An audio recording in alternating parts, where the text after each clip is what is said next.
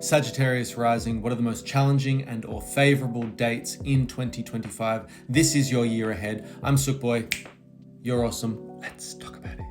Now, Sagittarius rising, you are not a stereotypical Sagittarius rising. You are not a stereotypical human being. Now, your ruling planet is Jupiter. So for further nuance, for further insight, astrology acknowledges your differences. So drop some knowledge. Let me know what house and sign Jupiter is in your chart for some depth, some context. Generally speaking, this will be a very general overview of your year ahead. Let's break it down. Okay, Sag rising, this is your timeline for the year ahead. Screenshot in 3, 2, 1. Now, first off, cast your mind back to when Mars was in your ninth house, Leo. This is around the final sector of the year, late December, early January. Now, there would have been some turbulence, confrontation between basically your belief system, your political philosophy, your ideology, and your dogmatic religious beliefs. They could have clashed with other people. In fact, there could have also been some restrictions or tension or unfortunate events occur if you were indeed trying to travel anywhere. Again, this was the holiday season. There could have been major disruptions in that area.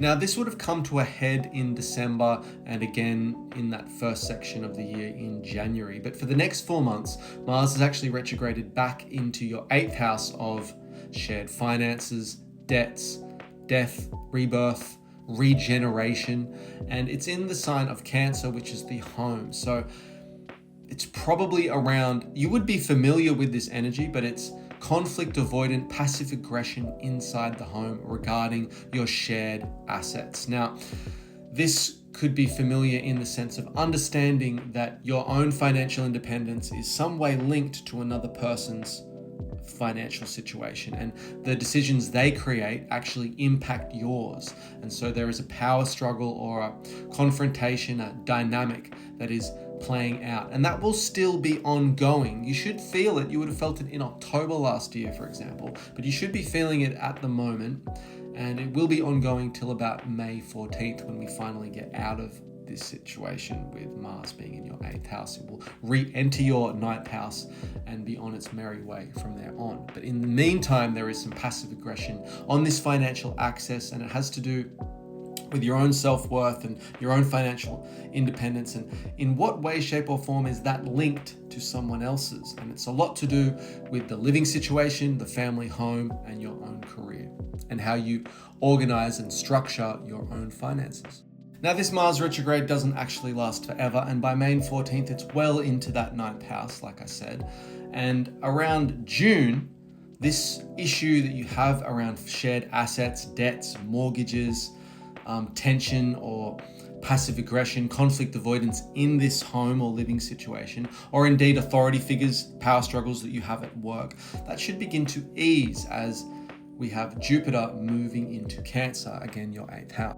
Now, Jupiter loves Cancer. It operates there beautifully. There is a nonchalant, unbothered, gentle, emotional atmosphere that it creates. Now, again, this is happening in Cancer in your 8th house. So this is to do with your intimacy and finding some resolve to those earlier conflicts that could have potentially gone down in the first half of the year. It's very pleasant. It will be there for about a year. So settle in for some warm, cozy, fuzzy feelings inside the home, especially with regards to intimacy and commitments you have to any people that you live with, your living situation, your family at large, women in your life, that sort of thing.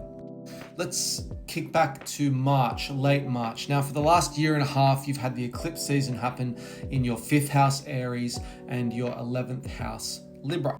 So in some way, shape or form, there have been major beginnings and major endings in what you create. Your relationship with your children, after all, we create children, your love affairs, and also your relationships with your friends, your allies, and your social network. In fact, you could have actually had a relationship with a friend that you found from your friendship circle potentially, and there will be maybe commitments, new beginnings or new endings in this area over the last year and a half. Now, we have our final eclipse around the 29th of March, meaning that something will be solidified. A grandiose ending or beginning in this area. The way you create, what you create, your relationship with your children, your relationship with your friends.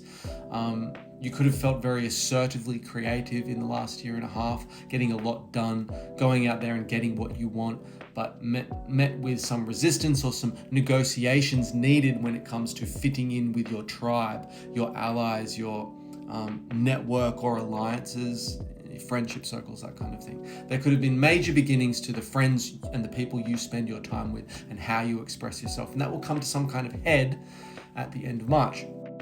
And this brings me to the Venus retrograde that also occurs in your 5th house Aries of creative expression, your relationship with children, your love affairs, what you create basically. Remember, our love affairs tend to create children. So it's anything you create, and therefore your children are your creation. In any regard, Venus in this area of the chart makes you extremely competitive with areas of what you want to create, your creations. It's very outgoing energy. It's extremely passionate and very romantic, die-hard romantic.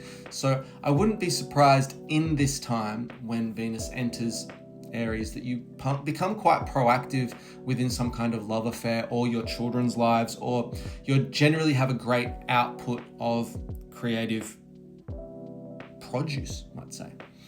Now, Venus will retrograde back into Pisces, and it will be making 3 conjunctions with Saturn, which will give you some kind of limitations or reality checks, both about the people, how you express yourself, your creativity. You might get some writer's block, for example, but also the situation you have at home. You may be asked to show more compassion, to dissolve boundaries between you and the people you live with. Your private world will become a central focus and becoming more realistic about that living situation, that family unit. And you'll be asked to basically come to terms with a lot of the relationships you have within that family unit and have some conversations where you potentially break down barriers with them and accept and let go and surrender to that situation. Now, again, this will come in 3 waves. I've done a whole Venus retrograde post if you want to go check that out. Now, this aspect impacts your 4th house of home living situation. It'll also be opposite your career. So there may be restrictions in your career if you have any Virgo placements up in that 10th house. Now, all in all, this Venus retrograde is quite favorable, but yeah, just keep in mind that there will be some restrictions. It's not your stereotypical Venus in Pisces, which is normally exalted. The presence of Saturn does give us reality checks, discipline, obligation, that kind of thing. But it is a very favorable period of the year, just saying. Now let's scoot back to June, around the same time that Jupiter's entering Cancer for you, and hopefully we're finding some resolve in your debts, the living situation, and authority figures, generally speaking. We also now have Saturn and Neptune entering this 5th house of Aries. There is a huge focus on your self-expression, what you create, your love affairs, and your relationship with your children, if you have any, in 2025. And when Saturn and Neptune actually enter this area of your life, there will be some discipline around these areas. You will be asked to be more responsible, more obligated, give more duty to any responsibilities you have with your children or your art practice. If you are a practicing artist, you are Sagittarius, you are very creative and freedom seeking. This is a lot of energy and focus moving towards your own self-expression, your own sovereignty, and how you express yourself creatively in any given moment, how willing you are to lead any given situation, and any obligations you have to your children. Now, it's important to view this as realistically as you can. Neptune in this area is quite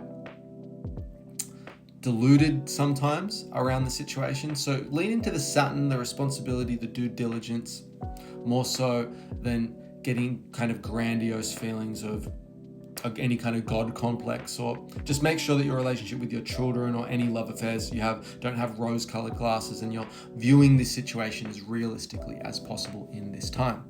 Next up is the shift in the eclipses. As I said, you had all the eclipses in your 5th house of Aries and 11th house of Libra for the last year and a half. That's actually going to shift into your 4th and 10th, which is the parental access and your private and public life axis, let's say.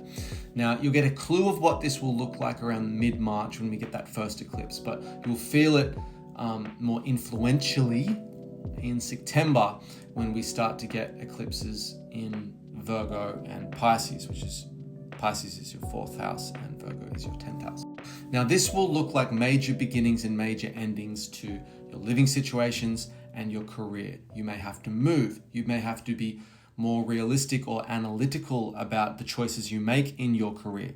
You may have to focus on the details and grapple with your own mental attachments, your psychological attachments. Let go, surrender into your living situations and your career. Your situation has to find some kind of unity in this time. And as I said, there will be major beginnings and major endings in this area.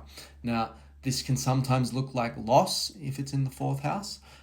It could also look like gains if it's in the 4th house. In any regard, this axis of public life, public reputation, life direction in general, your career, and your private life, your living situation, and your home life, around September, there will be some beginnings and endings in this domain. Now, the final transit I would like to discuss is Uranus leaving your 6th house of health in Taurus. Now, for the last 7 years, there could have been some very spontaneous, unforeseen challenges you had with your health. This could have been accidents, this could have been injuries,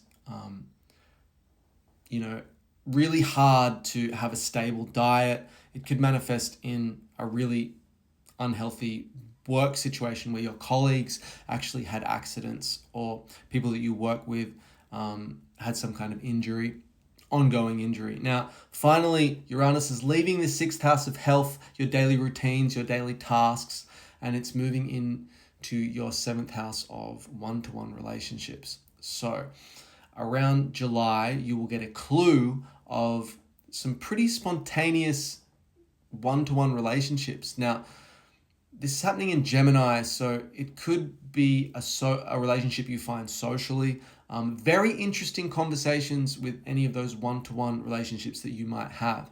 Now, this is going to be between July and December. This period of time, you could meet some very interesting, out-of-the-box, left-of-center type of people. I'm not saying that you will form a relationship with them, but you will definitely have some very interesting conversations with them. Now, they could turn into a romantic partner or a business partner, but you will get clues of this in the second half of the year. And then in 2026, Uranus will actually enter this 7th house of yours for the next 7 years. So there will be some disturbances in these one-to-one relationships, either business, romantic, or otherwise. Now, I know this is very vague, very broad overview. If you would like something custom, I do have a couple of spots left for the end of the month. Not many left in January. Please feel free, drop some knowledge, book me in for a session if you want, or just ask any questions. Maybe I'll do a video response for you. Hope that helps. Okay, bye.